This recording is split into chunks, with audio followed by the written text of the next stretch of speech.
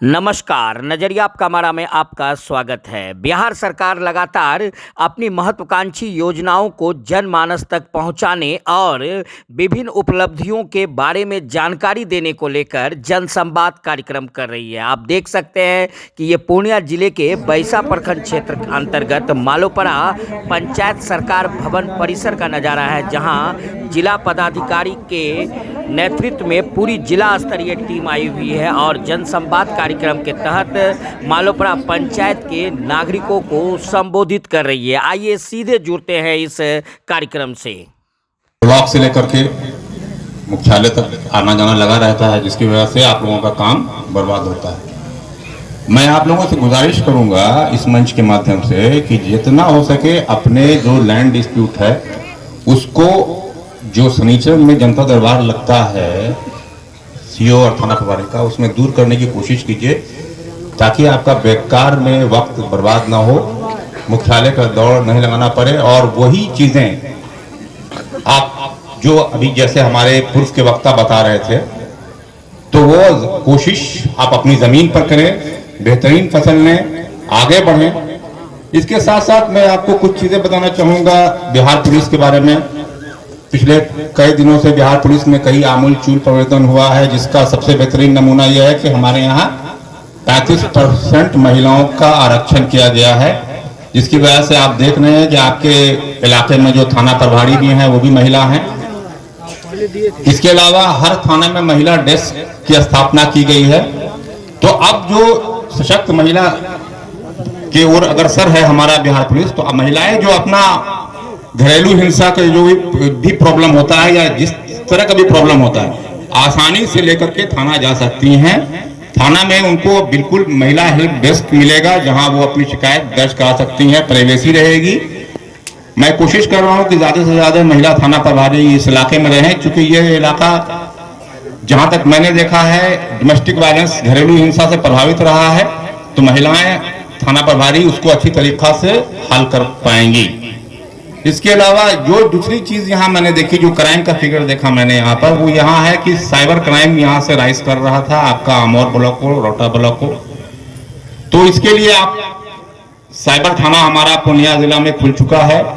1930 toll free number भी है। अगर आपके साथ कोई भी साइबर फ्रॉड होता है, कोई भी साइबर फ्रॉड आपके साथ होता है किसी भी तरह का, अगर ओटीपी नहीं आया, ओटीपी आया, आपका वेबसाइट का फ्रॉड है, आप सबसे पहला काम ये कीजिए, आंख बंद करके टोल फ्री नंबर 1930 पर डायल कीजिए।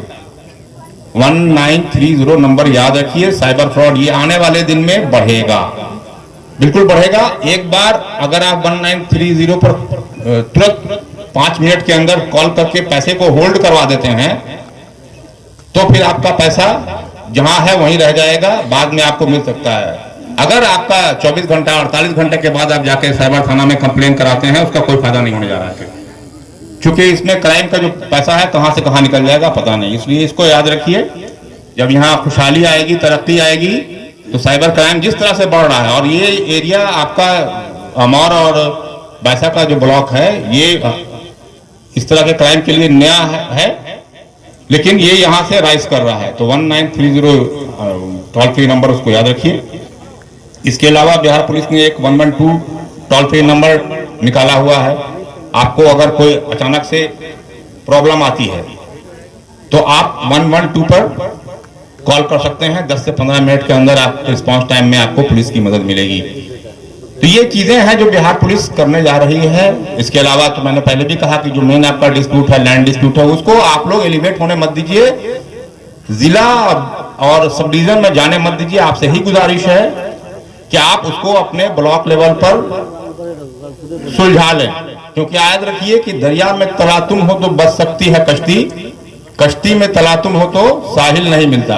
अगर आपको ब्लॉक से, आपको आपके पंचायत से अगर इख्तलाफ है, आपस में इख्तलाफ है, तो कभी वो कम्युनिटी राइज नहीं कर सकती है जब तक कि अपने अंदर के इख्तलाफ को नहीं मिटा ले।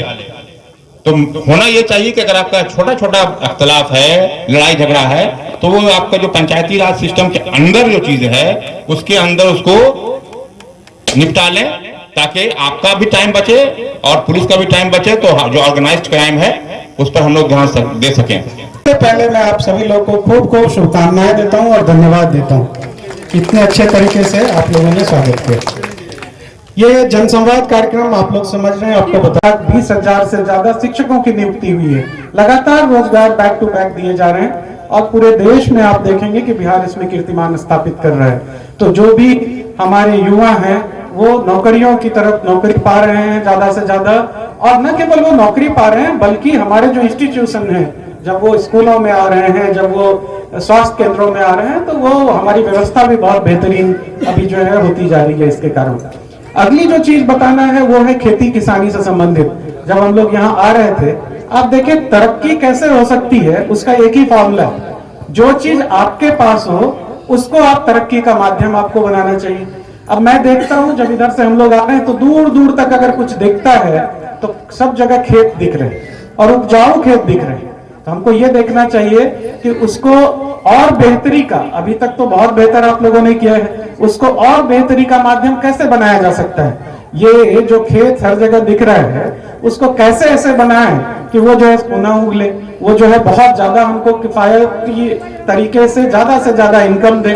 तो इसके लिए अभी जैसे हमारे किसान बंधु ने बताया कि इंटीग्रेटेड फार्मिंग कर रहे हैं, जो योजनाएं सरकारी हैं उसका भी यूज कर रहे हैं और उससे जो है लगातार नई नई चीजों पे प्रयोग कर रहे हैं और इनकम अपना बढ़ा रहे हैं। आपने एक चीज और इम्पोर्टेंट चीज हम लोगों को यहाँ जानकारी जो मिली है वो है कि चाय की खेती जो बगल के जिले किशनगंज में होता है, हम लोगों ने उसका यहाँ प्रयोग करने की कोशिश की है। मैं आप सभी लोगों के ये जो उन्नतिशील विचार हैं आपके, ये जो आपने प्रयोग किया है, इसके लिए बहुत बधाई देना चाहता हूं कि चाय की खेती इतना इंटीरियर में करने की हिम्मत आपने दिखाई है, वो बहुत बड़ी बात है और मैं चाहूंगा कि इसको और तेजी से आप लोग आगे बढ़ाएं। एक लास्ट चीज जो मैं आप सब लोग को बताना चाहूंगा कि जो हमारा जो फ्यूचर है, हमारे पुरखों ने हमारे लिए अच्छा काम किया तो एक अच्छा वर्तमान हमें दिख रहा है, बट हमारा भविष्य कैसे अच्छा होगा इस बैसा का या मान लीजिए पूरे पूर्णिया जिले का या राज्य का भविष्य कैसे अच्छा होगा। तो ये नन्हे नन्हे छोटे छोटे बच्चे जो आप देख रहे हैं, अभी हमारे सामने एक माता है, उनके गोद में चिपटा हुआ एक छोटा सा बच्चा है, बट आप समझें कि हमारा बुढ़ापा कितना अच्छा होगा वो इस पे डिपेंड करेगा कि ये छोटे छोटे बच्चों का भविष्य कितना अच्छा होगा। तो हम सभी लोगों को ये देखना चाहिए कि इनके भविष्य को कितना अच्छा करें, इनके सपनों को कितना बड़ा करें। ये जितना बड़ा से बड़ा सोचेंगे, जितना बड़ा से बड़ा अपना लक्ष्य रखेंगे, उतना आगे जाएंगे।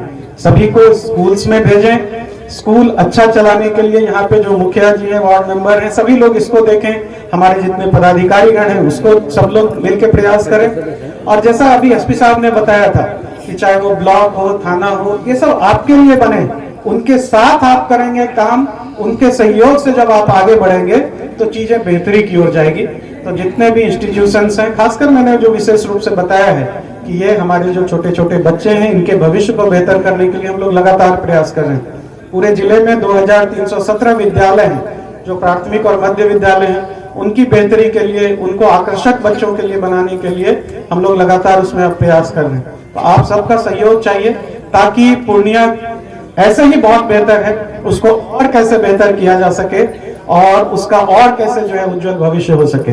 मैं आप सभी लोगों के बीच पूरी जिला प्रशासन की टीम आई हुई है, हम सब लोग अभिभूत हैं। आप सभी लोगों से मिलके मैं अपनी तरफ से और पूरे जिला प्रशासन की तरफ से आपके और आपके परिवार प्लस आपके पूरे के पूरे प्रखंड और पंचायत के लिए आगे बढ़ने और तरक्की के लिए शुभकामनाएं देता हूं और उज्जवल भविष्य की कामना करता हूं। बहुत बहुत धन्यवाद।